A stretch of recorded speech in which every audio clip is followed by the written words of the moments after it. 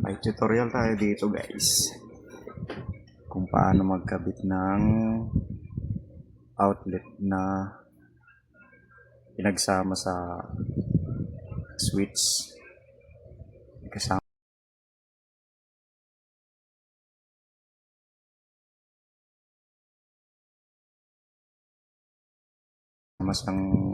siyang isang switch tapos dalawang outlet na universal. Okay. Universal outlet. Tuturo ko kung paano mag-wiring. Ang una natin gagawin, itong dalawang wire na to, black and white. Ito ang magiging supply natin. Yan ang magiging supply. Itong supply na to, dito natin siya i-plug. Dito. Tapos ito, dito natin siya i-plug. Yan. Tapos yung isa, dito rin sa kabila. Yan. Next natin gagawin, magpuputol tayo ng wire depende sa layo. Yan. Tapos babalatan lang natin.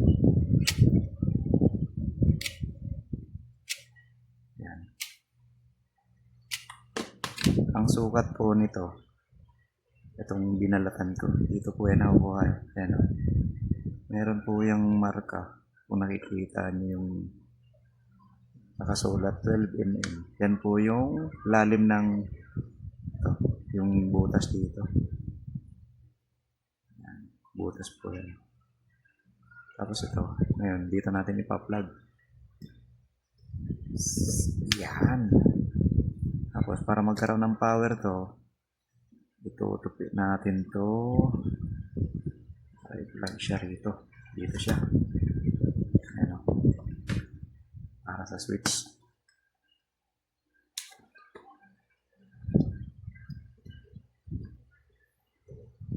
Ayan.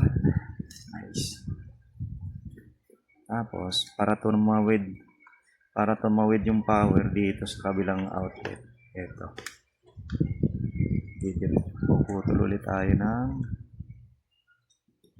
wire.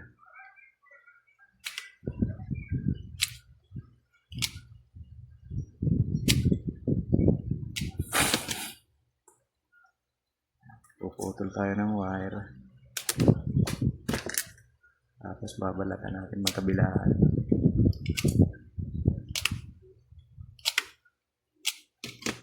Tapos dito natin siya pa-plug. Ano? Dire-diretso po yan.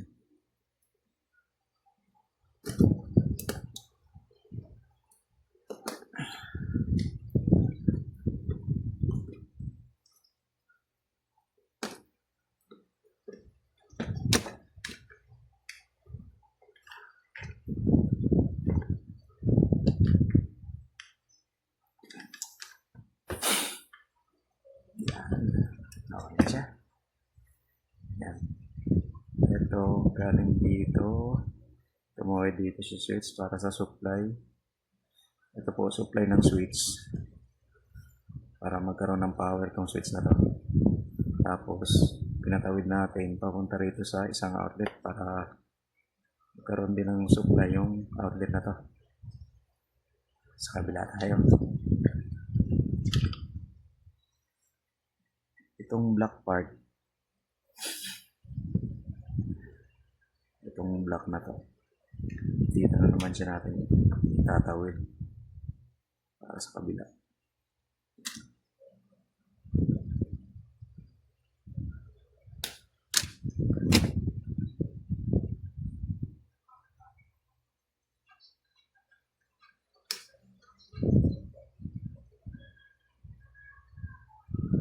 susukatin lang po natin yung pag susuksukan ng wire. Yan. Dito naman po yan, itong block, dito natin i-jam sa direct na dito. Dito.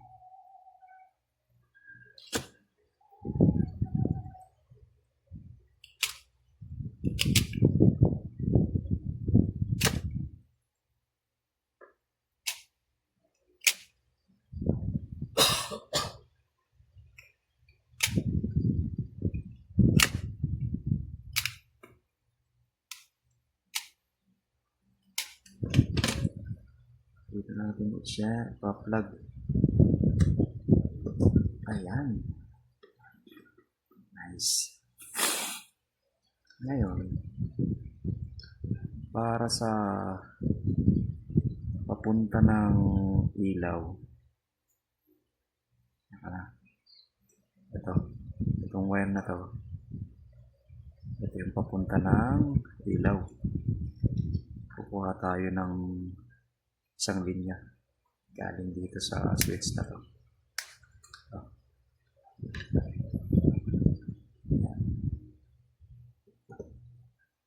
Tapos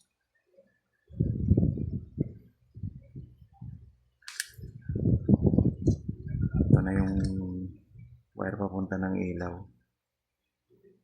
Kukuha na naman tayo ng isang linya dito sa block na to. Ito na ngayon siya.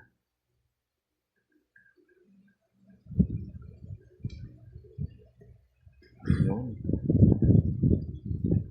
Itong dalawang wire na to, ito na yung papunta ng wire, ay ng ilaw. Kumuha tayo ng sample. Gamit na lang tayo ng LED driver para umilaw. Tayo.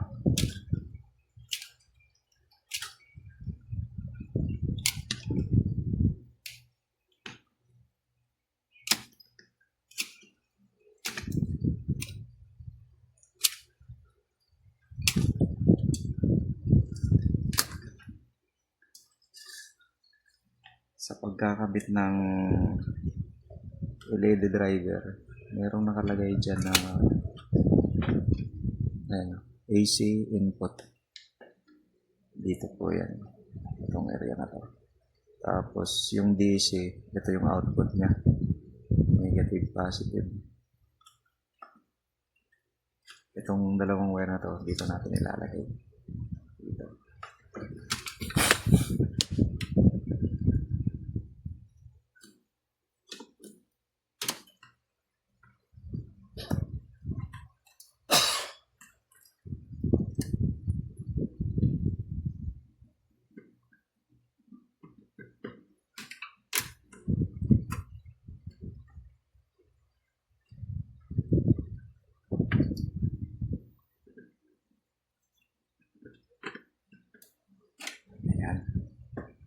Tapos sa output, gagamit tayo ng LED strip.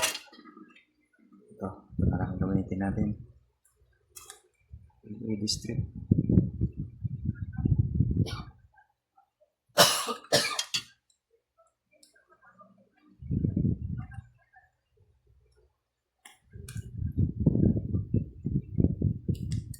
Sa LED strip, merong yung red saka black. Itong black na to, ito yung negative. Tapos itong red, ito yung positive red. Ito naman, yung red, lagay natin dito sa positive. Yan.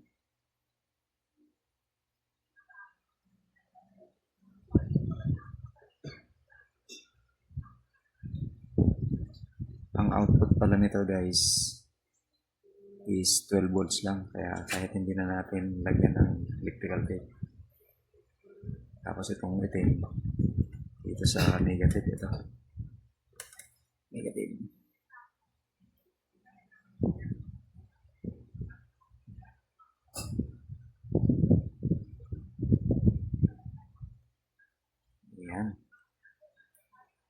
Ayun.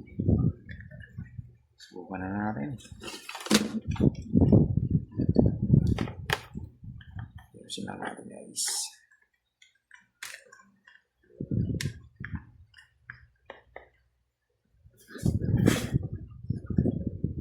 A few moments later. Ito na yung setup natin guys. Ayun o. Etong saksakan na to. Dito yung nakakonect. Tapos, ito yung pinaka power source natin. Ayan o. Dalawa na to. Tapos, ito yung papunta ng ilaw. Dito naman siya galing sa switch. Subukan natin. Boom. May power po yan.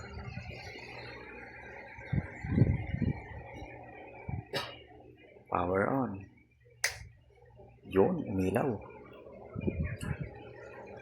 Legit guys, umilaw.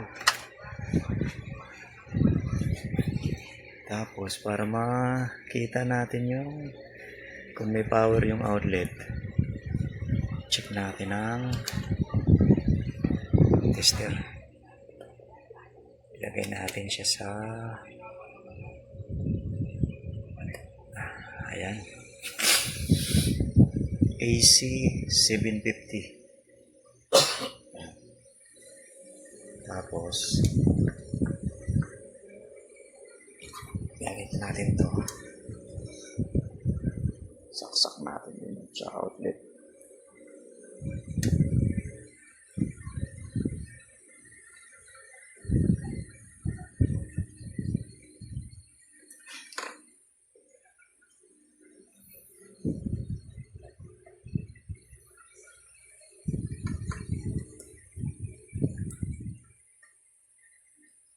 Yun. Ito 36 volts AC. Galing dito sa outlet. Gumagana po siya guys. Kabila. Ganun din. Tapos, itong ilaw na to. Ilaw na to, dapat mamatay siya pag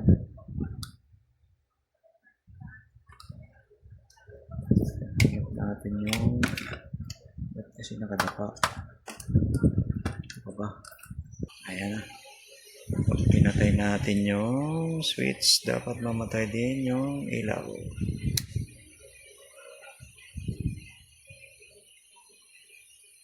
Yun.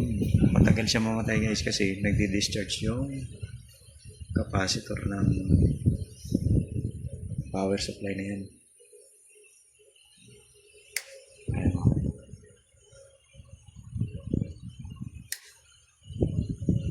Nag-aantay siya ng mga ilang minuto bago mamatay. Yun. Pero legit yung gawa natin guys. Yan o. Pwede nyong i-DIY yan. Napaka-basic lang na connection yan. Ito yung magiging supply natin. Supply. Yun. Galing dun. Siyang supply. Tapos switch gitna. Outlet. Pagkabilang gilid. Thank you.